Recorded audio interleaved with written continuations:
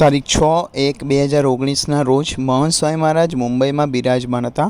વિખ્યાત ટીવી કલાકાર દિલીપભાઈ જોશીને પ્રશ્ન પૂછાયો, તમે આવા મોટા કલાકાર છો, તમારે સમયના કમિટમેન્ટ હોય, મોટા પ્રલોભનો હોય, છતાં બધા શેડ્યુલ એડજસ્ટ કરીને તમે જ્યાં હો ત્યાં રવિસભા અવશ્ય ભરી લો છો।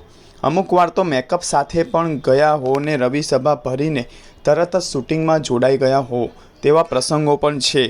તો રવિસભા તમને કેમ ખેંચે છે?